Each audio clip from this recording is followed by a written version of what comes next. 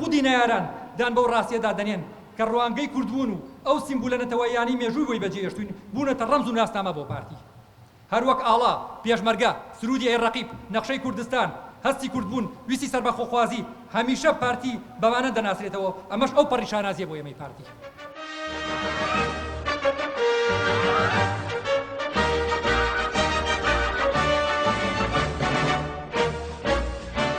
مامۆستایانی بەڕێزی زانکۆ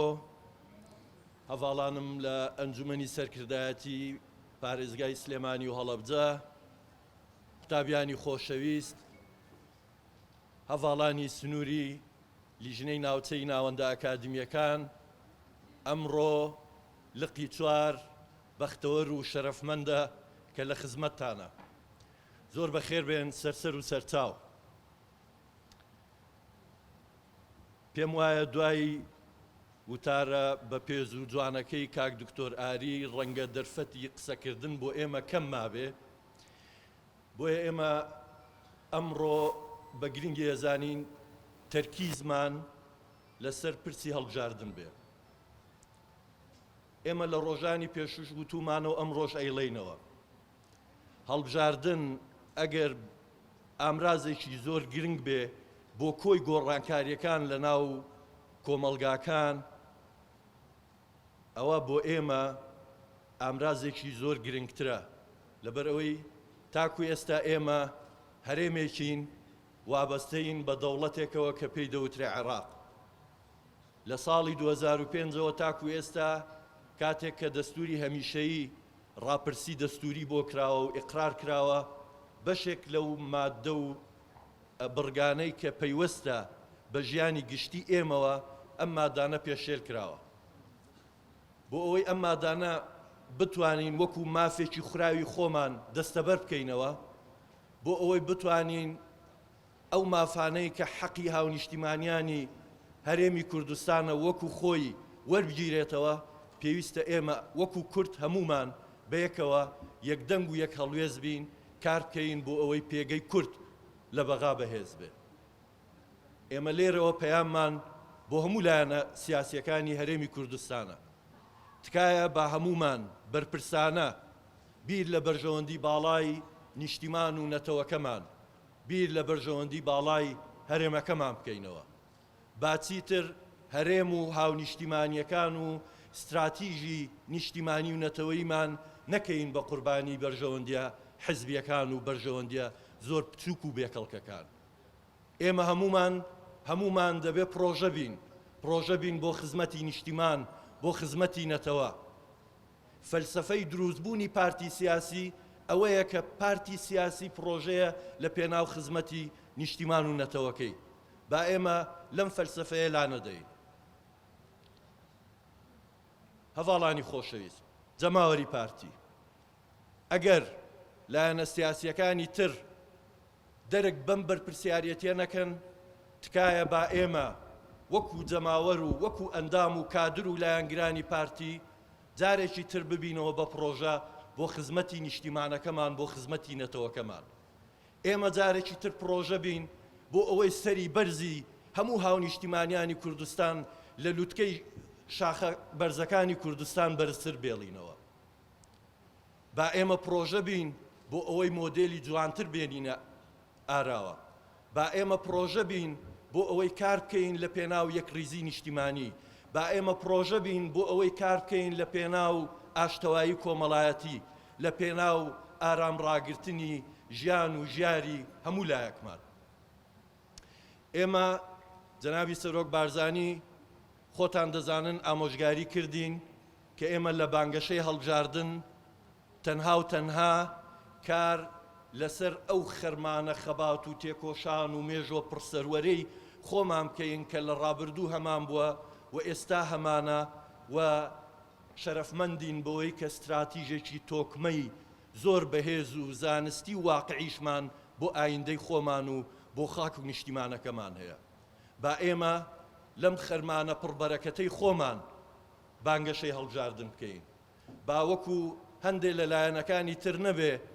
لەم ڕۆژانەی ڕابردوو لە هەڵمەتی ماڵ بە ماڵی لایەنێک لە لایەنەکان یەکسەر ئەم نوێنەرانەی لایەنەکە دەست پێشخەری کردووە لە یەکێک لە ماڵەکان توێتی ڕاستە ئێمە لە سلێمانی حکومڕانیەکی شکست خواردوومان هەبووە بەڵام دەنگمان پێ بدەن چونکە ئەگەر ئێمە دەرنەچین پارتی دەرەچێت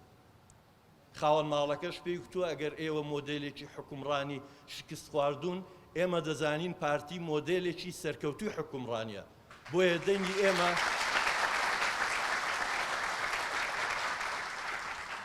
بۆیە دەنگی ئێمە بۆ دەنگی مۆدێلی سەرکەوتووە بۆ مۆدێلی شکست خواردوو نییە هەڤاڵان ئەم چەند ڕۆژەی کە ماوە زۆر گرنگە بۆ هەمومان ئەو ئەنجامی دەنگدانەی کە دروست ئەبێ لە کۆی دەنگی تاکە کەسەکانە بۆیە دەنگی تاک زۆر گرنگە کۆی دەنگەکانە ئەو خەرمانە پڕ بە بەرەکەتە بۆ پارتی دروست دەکا کە وەکو برای بەڕێزم کاک دکتۆر ئاری باسی کرد هەموو جارێ لە هەڵبژارنەکان ئێمە یەکەمین و ڕکابەرمان نییە تکایە هەمومان زۆر بە گرنگیەوە سەیری دەنگەکانی خۆمان هی کەس و کارمان خۆشەویستانمان دراوسێ و ناسیاومان هەمووی ئێمە ئەتوانین هەر یەکێکمان کارێکی جددی بکەین لەسەر ئەوەی کە لە ڕۆژی دەیدا سندوقەکانی دەنگدان پڕ بکەین لە دەنگەکانی بەڵێ بۆ کاندیدەکانی پارتی دیموکراتی کوردستان من جارێکی تر دەیڵێمەوە چۆن ئێوەی تێکۆشەر ئێوەی بەڕێز و خۆشەویست بوونە نمونەی مەردایەتی و خۆنەویستی بوونە نمونەی گیانفیدایی لە پێناو فکر و عەقیدەتان کە ڕێبازی پیرۆزی بارزانی نەمرا چۆن توانیتان پارتی بەسەر بەرزی بێڵنەوە تکایە هەر ئاوا با هەمومان هەڵمەت بەرین لە ئێستاوە تا ڕۆژی دەنگدان هەمومان یەکدەنگ و یەک هەڵوێز کار بکەین بۆ ئەوەی پارتی لە لووتکەی سەرکەوتن و سەربەرزیدا بێڵینەوە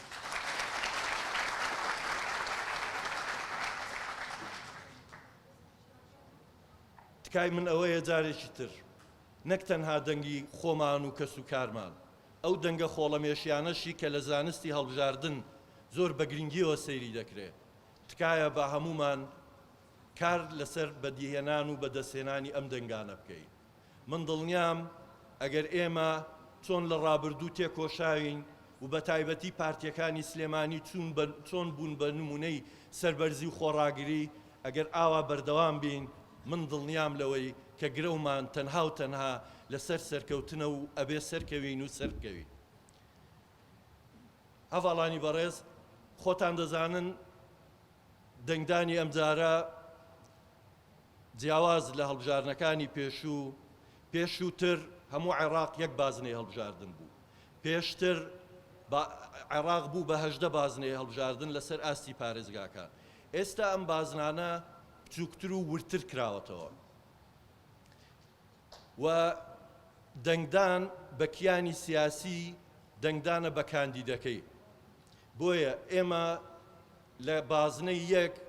دەنگدان بە پارتی دیموکراتی کوردستان دەنگدانە بە یادگار مەحموود نەسڕوڵڵا کە ئافرەتێکی تێکۆشەر کچی شەهید دوو برای شەهید لە بنەماڵەیەکی تێکۆشەر خۆشی یەکێک لە کادرە هەرە دڵسۆز و ڕۆشنبیرەکان کە باگراوندێکی معریفی زۆر باشی هەیە بۆیە من لێرە تعریفی یادگارخانم کرد لەبەرەوەی یادگارخان ڕوخسەتی لێخواستین و ئێمە مۆڵەتمان پێدا هاوکات لە ناوچەی شارباژێریش کۆبوونەوەیەکی جەماوەری تر هەیە بۆ ئێمە کوتمان لە وەکالەتی تۆ ڕوخسەت لە هەڤاڵانیش وەردەگرین و ئەو تعریفەی یادگارخان عەرزی جەنابتان دەکەین دەنگدان لە بازنەی دوو بە پارتی دیموکراتی کوردستان دەنگدانە بە خاتۆ شنۆ نووری عەبدوڵڵا شنۆخان خۆی لێرەیە ئەکید دواتر دەرفەتی ئەوەی ئەبێ کە خۆی پێناسەی خۆیتان بۆ بکە بەڵام بە دڵنیاییەوە شنۆخانی ژێچێکە لەو کادرە تێکۆشەر و بە ئەزمونانە لە بواری کاری ڕێکخراوەیی لە بواری کاری ئیداری لە بواری فێمینیستی یەکێک بووە لە کادرە دیارەکانی ئێمە هەڵبەتە ئەو نەهێنیانەی پشتی ئەمانەشن کە وای کردو شنۆخانی ژێچێک لە بەرژێرەکانی ئێمە بێ بۆیە لە بازنەی دوو دەنگدان بە پارتی دیموکراتی کوردستان دەنگدانە بە ژمارە 28 بە شنۆ نووری عەبدوڵڵا هیوادارم ڕۆژی دەیدا ببێتە کەرنەڤاڵی سەرکەوتنی پارتی. هیوادارم ڕۆژی دەیدا ئێمە موژدەی سەرکەوتن لە سلێمانیەوە بە هەموو پارتیەکان و بە هەموو کوردستانیەکان بڵێنەوە. و من دڵنیام لە چاوی ئێوە تەنها و تەنها گرەومان دەبێت لەسەر سەرکەوتن بێ و ئینشاڵڵا سەردەکەوین و سەردەکەوین. زۆر سپاسان دەکەم.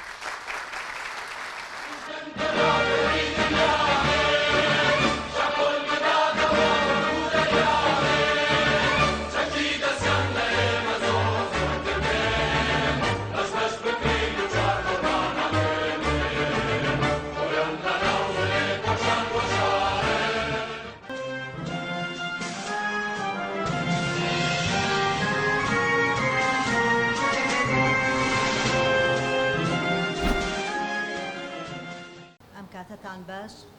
هەواڵانی ئەکادمیا و زانست هەواڵانی خۆشەویست هەموو دەزانین بنیادنانی کۆمەڵگە لەسەر سێ تەوەرە. یەکەمیان ئەو جوتیارەی زەوی دەکۆڵێت و دەکێڵێت و خواردن پەیدا دەکات و ئەو پێشمەرگەیی کە وڵات دەپارێزێ. سێهەمیشیان ئەو مامۆستایەیە کە کەسان پەروەردە دەکات و کەسانی ئەکادمی و سەرکەوتووی وەکو بەڕێستانی لێ دەردەچێت تاوەکو سێکتەرە جیاجیاکانی کۆمەڵگە بەرەو پێشبەرێ. منیش مامۆستایەک پەروەردەی کردم و تا گەیشتمە ئەوەی بچمە کۆلێژ و بەکەلۆرێز وەرگرم لە علوم کیمیا. دواتر حەزم کرد زیاتر بەرەو بە خوێندنەکەم بدەم لە بواری کارگێڕیدا و پلەی شارەزام وەرگرت وەکو پسپۆڕی لە شارەزاییدا بووم بە سەرپەرشتیاری پسپۆڕی کارگێڕی و توێژینەوەیەکم پێشکەش کرد تاوەکو ئەو پلەیە بەدەست بێنم بە ناوی دەور الئیدارەة المەعریفە فی تەقیم الئاداء. پاش ئەوەی ئەو توێژینەیەم پێشکەش کرد بە خوێندنی باڵا زۆر خۆشبەختانە کە ڕەزامەندی لەسەر درا تاوەکو پلەی شارەزام پێ ببەخشرێ. هەواڵانی خۆشەویست، من لە بنەماڵەیەکی زانستی و ئاینی و ئەکادمی هاتوومەتە دنیاوە. باوکم لە ساڵانی پەنجاکاندا کۆلێژی تەواو کردووە لە زانکۆی بەغدا. هەموو خوشک و براکانم بە پلەی پزیشک لە سلێمانی کار دەکەن. وە خۆشم زۆر بە شانازیەوە. 33 ساڵ خەباتی پەروەردەییم هەیە و 33 ساڵیش خەباتی حیزبایەتیم هەیە. هەر بۆیە ئەمڕۆ زۆر خۆم بە خۆشحاڵ دەزانم کە لە ناو کەسانی ڕۆشنبیری وەکو ئێوەی بەڕێزدا منیش وەک کەسێکی ئەکادمی توانیومە خۆم پێ بگەێن و بگەمە ئەم جێگایە کە بتوانم بە دەنگی سەربەرزی ئێوە ببمە نوێنەرتان لە ئەنجومەنی نوێنەرانی عێراق. تاوەکو چۆن لە ڕابردوودا لە کارە حکومی و حیزبیەکەمدا توانیومە داکۆکی کار بم لەو نەوانەی کە پەروەردەم کردوون، هەروە بە هەمان شێوە بتوانم لە بەغدا داکۆکی کاری مافەنەتەوەی و نیشتیمانیەکانی ئێوەی سەربەرز و خۆشەویست بم. لە کایی کارکردنمە هەواڵانی خۆشەویست لە بواری ڕێکخراوەیشدا من بۆ ماوەی 3 خول لەسەر یەک بە سەرۆکی سەندیکای کیمیاگەران هەڵبژێرام و هەروەها ئەندامی کۆبەندی پارتە سیاسەکان بووم لە کۆبەندی ئافرەتانی پارتە سیاسیەکان. هەروەها نوێنەری پارتی دیموکراتی کوردستان بووم لە پلاتفۆرمی نیشتیمانی عێراق و هەروەها بۆ ماوەی 11 ساڵ نوێنەری پارتی دیموکراتی کوردستان بووم لە ڕێکخراوی NDI ئەمریکی بۆ خول و پێگەیاندن. هەواڵانی خۆشەویست، ئێستاش ئەندامێکی کارای منەظەمەی عەفوی دەولیم. هەر بۆیە زۆر خۆشحاڵ دەبم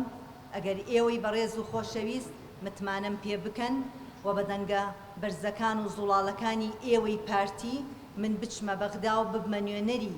پارتی دیموکراتی کوردستان، بەڵێن دەدەم بە هەموو تواناکانم کار بکەم لە پێناوی ئێوەدا. هەواڵانی بەڕێز، من شنۆنووری عەبدوڵڵام کاندیدی ژمارە 28م لە بازنەی 2 پارێزگای سلێمانی. بەڵام هەواڵی خۆشەویستم خوشکە بەڕێزە سەربەرزەکەم خاتوو یادگار بە ژمارە 23 لە بازنەی 1. ئێمە دوو خوشکین پێکەوە دەست لە ناو دەست نوێنەرایەتی ئێوەی خۆشەویست دەکەین. هەردووکمان پێکەوە سەرکەوین بۆ ئێمە جوانە، هەردووکمان پێکەوە سەرکەوین بۆ پارتی دیموکراتی کوردستان جوانە، هەر پێنجمان پێکەوە سەرکەوین لە پارێزگای سلێمانی سەرکەوتنیکی گەورەیە بۆ پارتی لە پارێزگای سلێمانی. هەر بۆیە خۆشەویستان پێویستە تەنها دەنگەکانی خۆتان نەبێ بەڵکو هەوڵ بدەن لە هاوڕێیانتان کە سوکارتان کە لە بازنەی یەک دەنگ بدەن بە خات و یادگار خانمێکی سەربەرزی خاوەن شەهید بە ژمارە 23 و لە بازنەی دوو بەندە بە ژمارە 28 کە منیش خاوەنی دوو شەهید موسێ هەم شەهیدیشم مامۆستا شەوکەتە یەکەم شەهیدی سەر سندوقی دەندان بوو مامۆستایەکی بەڕێز بوو لە کاتی یەکەم هەڵبژاردننی پەرلەمانی کوردستان لە بەردرگای ماڵی خۆیاندا تیرۆر کرا لەسەر دەنگەکانی پارتی چۆنە و شەهیدە سەربەرزەم هەیە بە هەمان شێوە منیش سەربەرزە بم ئەگەر لە بەغداش لە پێناو مافەکانی ئێوەدا تیرۆر بکرێم سەربەرزی بۆ ئێوەی خۆشەویست سەربەرزی بۆ پارتی دیموکراتی کوردستان هەر شاد بن زۆر سوپاس بە هەموولاکم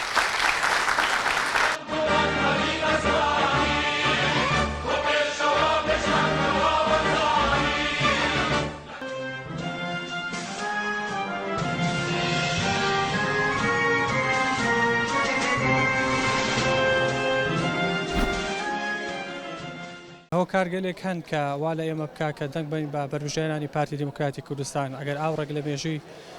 بستنەوەی دەستگاری خوازیێنێتەوەی کوربینەوە ئەبینین پارتی کاتێکدا مەزرا گەلی کورد بەگشتی لە هەموو پارچەکان پێهیوا بوو لەوەی کە داهاتوویەکی ڕوون چاوەڕێ بکە وە کاتێک پارتی دیموکراتی کوردستان لە سەردەستی ژەنەڕال بارزانی نەمردا مەزرێ بۆ ئامانجێکی گەورەدا مەزەکەویش سەر بەخۆی کوردستانە دیارە پارتی ئەگەر لە ئاوڕێ بە مێژوو سێریکەین خاوەنی ڕووباری خوێنە بۆ خاکی هەرێمی کوردستان لەگەڵی شاخاوەنی دوو شۆڕشی زۆر گەورەیە کە شۆڕشی ئەیلولی مەزن و وڵانی پێشکەوتن خوازە خاوەنی کاریزمای نەتەوەی بارزانی نەمرە و ئەگەر ئێستاش سەیری پارتیکەی لەنا هەموو حەزب و لایەنە سیاسیەکانە دەرەکەوێت کە بەرنامەی پارتی بەرنمەیەکی واقعیە خۆگونجاردنە لەگەڵ واقعی هەم ئیقلیمی هەم ناوچەیی هەم لەسەر ئاسی جیهانیش ئەو پەیامانی کە پارتیەتی کۆڵەکەکانی دیموکراسیە زیاتر بە دامەزراوەتیکردنی دام و دەستگا حکومیەکانە بەرەو دەوڵەتێکی مەدەنی هەنگاوانەی بۆیە ئەم هۆکارانەوە لە ئێماکە کە ئێمە دەنگ بە بەرژێرەکانی پارتی بین و لەگەڵی شیاکە ئەوەی بۆ من زۆر گرنگە ئەوەیە کە هیچ کاتێک ئەگەر سەیری پەرلەمانی عێراقین لە ڕابردوو بەربژێرەکانی پارتی دیموکراتی کوردستان بە هیچ کاتێ مساومەیان نەکردووە لەسەر مافە دەستوریەکان لە هەرێمی کوردستان بەنسبەت عێراقەوە بۆیە ئەو کەسەی کە پارتی ئەیکا بە دوێنەری خۆی لە پەرلەمانی عێراق بەدڵنیایەوە ئەو پەیامە ئەگەیەنێک کە پارتی بەرنامەی بۆ دانێ و بێگومان ئومێدی سەرکەوتن بۆ سەرجەمکاریدانی خۆمان نەخوازی ئومێد دەکەین بتوانن لە پەرلەمانی داهاتوە و ئەرکانەیان هەیە بە تایبەتی لە ئەو مادانەی کە پەیوەندی بە دەستوری هەرێمی کوردستانەوە هەیە بتوانن ئەو مادانە جێبەجێ بکەن کە تاوەکو ئێستا و مەلەفانی کەماوە بە هەڵواسرایی لە نێوان هەرێم و حکوومەتی اتحادیە ماوەتەوە دیارە هەڵبژاردن پرۆسەیەکی دیموکراسیە لەو وڵاتە دیموکراسیەکاندا ئەنجام دەدرێت و هەروەها عێراقیش بەدەرنیە لەو پرۆسی هەڵبژاردنە و کە بڵین خەڵک بەسەر پشکەلەوەی کە دەنگ ئايات بە چ لیستێک و بە چ کاندیدێک ئێمە بە خۆشحاڵیەوە دەنگمان بە لیستی پارتی دیموکراتی کوردستانە و لە سنووری سلێمانیدا ئێمە چەند ئافرەتێکمان بە خۆشحاڵیەوە بربژێرە بۆ پەرلەمانی عێراق کە ئەوان نوێنەری ئێمە ئەبن نوێنەر ئەبن لە داکۆکیکردن لە مافەکانی کورد نوێنەر ئەبن بۆ ئەوەی کە هەر پرۆسەیەکی بودجە یاخود پرۆسەیەکی بڵێن مادەی 140 ئەوان داکۆکی بکەن و بەڵێنیان داوە بە گەلی کورد لەسەر ڕێبازی بارزانی هەمیشە پاڵ پشت بن بۆ کورد و کوردستان.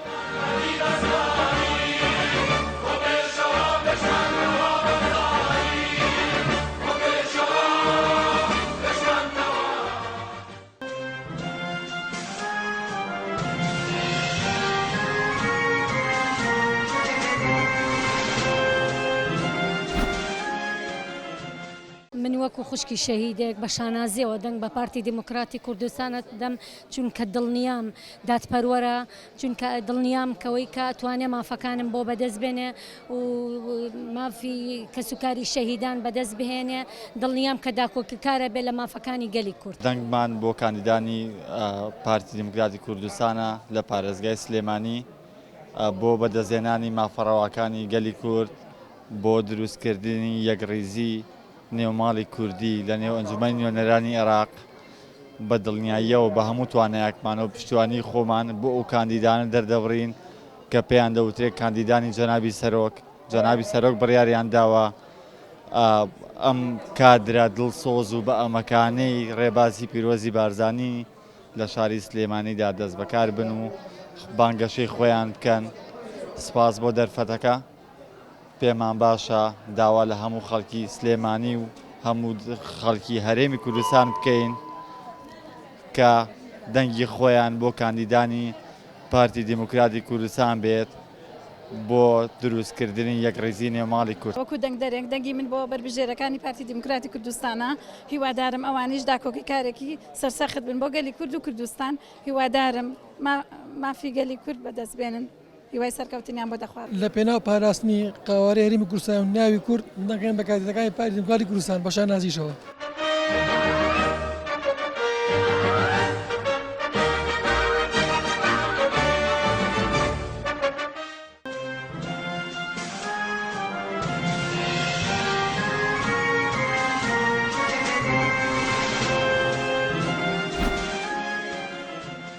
ئێمە وەکو هاوڵاتیەکی دانیشتووی سلێمانی بڕیارمانداوە کە دەنگ بدەین بە کاندیدانی پارتی دیموکراتی کوردستان بۆ ئەنجومەنی نوێنەرانی عێراق لەبەرەوەی کە پارتی هەڵگری پەیامی ئاشتەواییە و هەروەها هەڵگری پەیامی پێکەوە ژیانە و لە هەمان کاتشدا کاری کردووە بۆ پرسەنەتەوەیەکان دوور لە بەرژەوەندیە تایبەتەکان و نوێنەرانی ئێمە و یاخۆت کاندیدانی ئێمە بۆ ئەنجومەنی نوێنەرانی عێراق بە هەمان ڕتم و بە هەمان فکرە و ئایدۆلۆژیای پارتی کارەکەن بۆ پرسەنەتەوەیەکان و سەرخستنی کورد و بەدەستێنانی مافەنەتەوەیەکانی کورد لە سەرانسەری عێراقدا. کاندیدەکانمان خۆشبەختانە لە سنووری پارێزگای سلێمانی ئەم جارە لە 5 کاندیدا چواری ئافرەتە. ئەمەش دەرفەتێکە بۆ هەردوو لە هەم بۆ دەنگدەرانی لایەنگرەکانی تر و هەروەها لە پارتی دیموکراتی کوردستان کە بتمانە بە ئافرەت بدەن و هەم لە هەمان کاتشدا دەرفەتێکە بۆ ئەو ئافرەتە بەڕێزانە کە دەنگی نوێنەرەکان بەدەست بهێن و نمونەی ئیشوکاری ئافرەتان لەناو دام و دەستگا حکوومیەکانە پیشانی خەڵک بدەن کە ئێمە لە ڕابردوودا توانیمانە سەرکەوتوو بین و لە ئایندەشدا دەتوانین لەو بوارەیە سەرکەوتوو بین. دیارە ئێمە ئەمڕۆ وەکو لیژنەی ناوچەی ناوەندە ئەکادمیەکان لە درێژە کار و چالاکیەکانی هەڵمەتی هەڵبژاردننی پارتیمان کەرنەڤاڵێکمان ڕێخستووە لە بانگەشەی هەڵبژاردننی کاندیدانی پارتیمان. تەبەن ئێمە وەکو کادرانی پارتی و ڕێبازی بارزانی نەمر وەکو ئیشی هەمیشەیی خۆمان و ڕێبازی پیرۆزی بارزانی هەمیشە لە خوێن و گیانمانایە و دایما سەرڕێبازی پیرۆزی ئەو بووین و پارێزەری مافەڕەوەکانی گەلی کورد بووین. هەر لەم پێناوەشدا پەیمان دووپات دەکەینەوە کە درێژە پێدەری ئەم ڕێبازە بین و دەنگمان بێگومان بۆ کاندیدانی پارتی دیموکراتی کوردستان. لە پێناو بەدەستێنانی مافی کورد تاکو داکوکی کار بن لە هەر پرۆسێکی بودجە و مادەی 140 و مافی کورد هەر تاکێکی مافی کورد.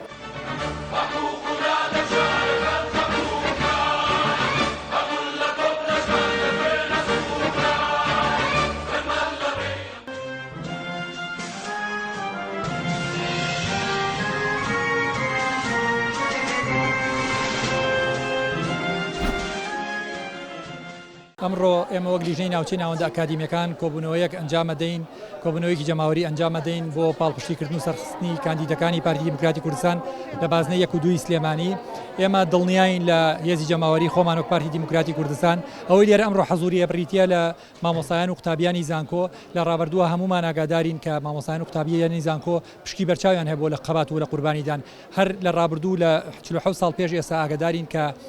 لە شاری قەڵازیی سەرکەش زانکۆی سلێمانی قوتابیان و مامۆستایانی زانکۆی سلێمانی بۆ درێژدان بە خوێندن لەسەر ڕاستپاردەی سەرکردایەتی شۆڕش زانکۆیان بردە قەڵازیە و لەوێش قوربانیان لە ژێر چەتری شۆڕشا درێژیان بە خەباتی خۆیان ناو هاوتای خەباتی زانستی هاوتای ئەرکە زانستیەکان ئەرکی تریان لە ئەسۆگرتووکە ئەرکێکی شۆڕژگەڕی بوو و لەم ڕۆ قوربانیاندا و بە خوێنی خۆیان مێژوویەکی پرسەروەریان نەخشاند. ئەم ڕۆژدارێکی کە ئێمە داوا لە مامۆستایان و قوتابیانی زانکۆکەین کە دەرفەتێکی تر لە بەردەمیانە ئەمجار لە ڕێی سندوقەکانی دەنگدانەوە دەنگ بن بە کاندیدەکان و بە بەربژێرەکانی پارتی دیموکراتی کوردستان بۆ سەرخستنی پارتی دیموکراتی کوردستان و گەلی کوردستان. لەبەرەوەی پارتی داکۆکیکاری ڕاستەقینەی مافەڕەوەکانی گەلی کوردستان و بەدیهێنەری ڕاستەقینی مافەڕەوەکانی خەڵکی کوردستانە بۆیە دەنگدانمان بە پارتی دیموکراتی کوردستان ئەرکێکی ئەخلاقی و نەتەوەیی نیشتمانیە لە ئەسوی هەمومانە. وەک ئافرەتێک بەشداری هەڵبژاردنەکانی ئەنجومەنی نوێنەرانی عێراق دەکەم دەنگم بۆ ئافرەتانی سنووری لیژنەی ناوچە و لە قیچواری پارتی دموکراتی کوردستانە خۆشببختانە ئەم ساڵ ئێمە دوو ئافرەتی بەتوانە کە لە ڕێزەکانێکێتی ئافرەتانی کوردستانەوە هاتون خەباتیان کردووە شان بەشانی پیاوەکانمان ئەم ساڵ ئەوان کاندیدن و ئەوەی بتوانین لە کاری ئێمەدابێ بۆ خزمەتکردنی ئەوان هاوکاریان دەبن بۆ سەرخستنی لیستی پارتی دموکراتی کوردستان. کاندیدانی پارتی دموکراتی کوردستان کاندیدانێکی نیشتیمانین و بۆ مافەڕەوەکانی گەلی کوردستان تێیەکۆشن و من دڵنیام کە ئەگەر لەوێ بن لەسەر تاک بە تاکی مافەکانمان بێ جیاوازی داکۆکی لەسەرەکەن و ناهێڵن مافی کورد فەوتێت چکە لەوێ و کۆزانین ئەو لایەنانی کە کۆبوونەتەوە کە دژی کوردستان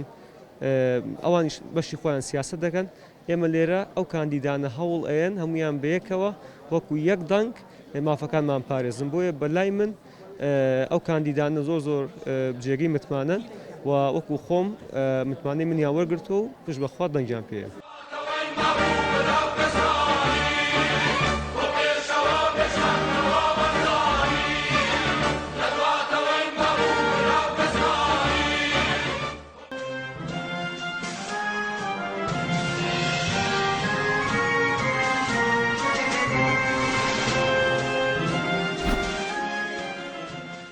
من شنۆنوێری عەبدوڵام کاندیدی ژمارە 28 پارتی دموکراتی کوردستانم لە بازنەی دوی پارێزگای سلەیمانی. دەمێ بە هاوڵاتیان بدەم کە گرنگە دەنگ بە پارتی دموکراتی کوردستان بن لەبەر ئەوەی ئەگەر تەماشای مێژووی پارتی دموکراتی کوردستان بکەین مێژوویەکی پڕسەروەریە، مێژوویەکە پڕە لە خەبات، مێژوویەکە پڕە لە داکۆکیکردن لە مافە ڕەواکانی نەتەوەی کورد، مێژوویەکە کە شۆڕشەکانی ئەیلول و گوڵانی هەڵگیرساند و بە دنیای ناساند لە وڵاتانی جیهاندا زۆر جار کە پیان و توین کورد پیان و توین ئێوە بەرزانین هەر بۆیە من دەڵێم پێویستە ئێمە دەنگ بەو حیزبە بدەین کە مافی نەتەوەی دەپارێزیە و هەمووشمان دەزانین کە ئەو حیزبەی لەسەر ئاستی کوردستان کە یەکەم حیزبە و لە بەغدا داکۆکی لە مافەنەتەوەی نیشتیمانیەکان کردووە تەنها پارتی دیموکراتی کوردستانە. ئێمەش کە کاندیدانی ئەو پارتین من پێم خۆشە کە خۆم وەکو شنۆنووری پێم خۆشە خەڵکی متمانەم پێ بکە لە کارەکانی ڕابردوومەوە تەماشای کاری داهاتوم بکەن، کارەکانی ڕابردووم هەڵسەنگێنن. ئایا من ئەو کەسم کە دەتوانم سبەینێ داکۆکی کارێکی ڕاستەقینەی ئەوان بم، هەر بۆیە دەڵێم هاوڵاتیانی خۆشەویستی بازنەی دوی پارێزگای سلەیمانی من کە مامۆستایەک بووم بەڕێوەبەرێک بووم سەرپەرشتیارێک بوو و بەرپرسێکی یەکێتی ئافرەتان بووم و لە کاری حیزبیشدا کارگێڕی لەقەم تەماشای کارەکانی ڕابردووم بکە بەپێی کارەکانی ڕابردووم هەڵم سەنگێنە. ئایا من دەتوانم بچمە ئەنجومەنی نوێنەرانی عێراق و داکۆکی لە ئێوە بکەم یاخودنا بە خۆیان بڕیار بن بڕیار لای هاوڵاتی بێ.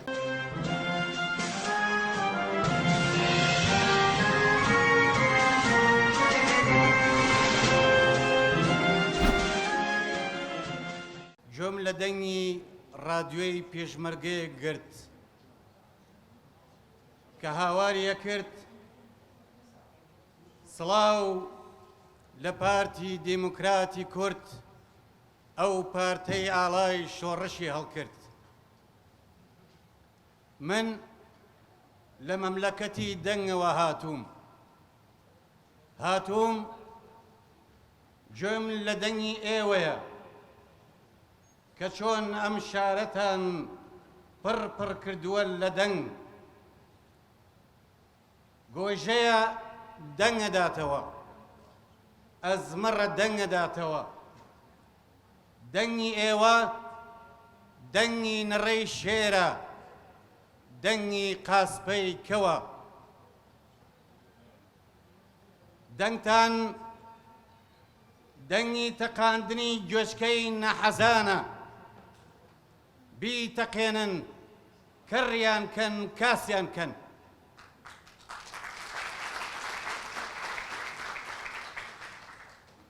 بەدەنگتان عەرشی لەرزۆکی نەحەزان بڕوخێنن، بی لەرزێنن بیهەژێنن. بەدەنگتان کەللەی پوچی دژە پارتی بتەقێنن.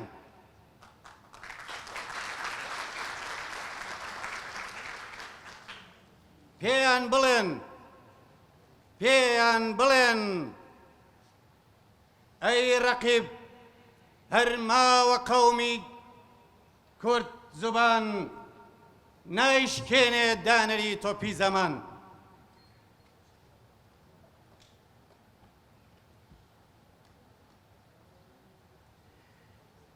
پێیان بڵێن ئێرە وڵاتی شەهیدستانە، پێیان بڵێن ئەم شوێنە شوێنی کوردە، جێی قارەمان و مەردە.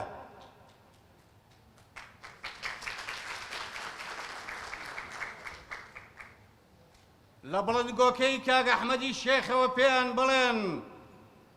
پێشڕەوی کورد پارتیە،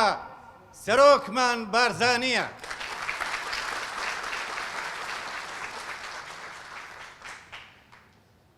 نعرەتەی دەنگتان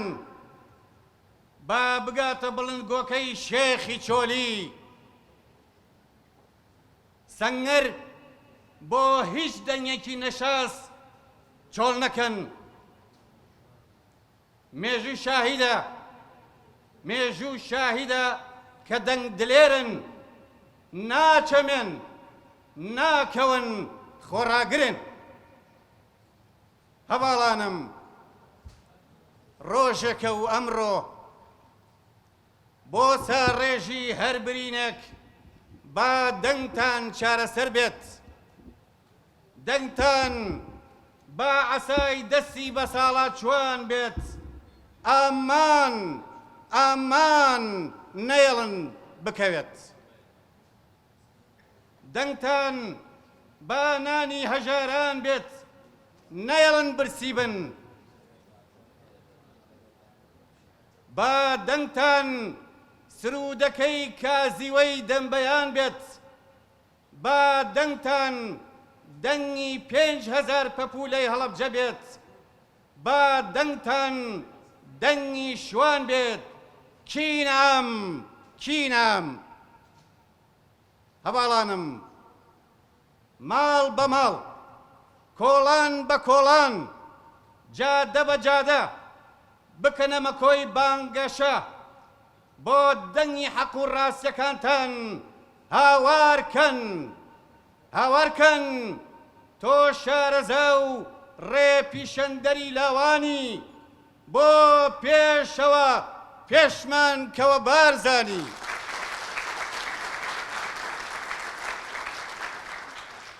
بڵندگۆ بن، بڵندگۆ بن، وەک هەور بگرمێنن، بگرمێنن. بارانە دەنگ ببارێنن، بارانە دەنگ ببارێنن. مەشخەڵ بەدەستی سەرکەوتن بن، پێشمەرگەی مەرجەعی کوردستان بن. دەست و برد بن، بە هەڵمەت بن، گوێڕایەڵی جەنابی سەرۆک بن، گوێ قوڵاغی پەیامی سەرکەوتن بن.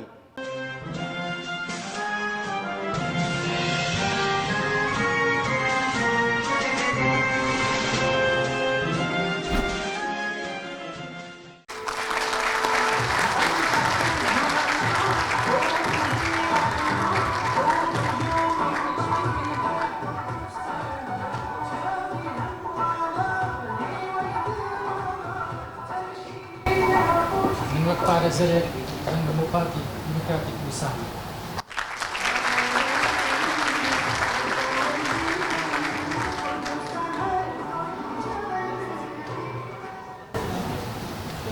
من وەکو مامۆستایەکی زانکۆ بە شانازیەوە دەنگم بۆ کاندیدەکانی پارتی دیموکراتی کوردستان.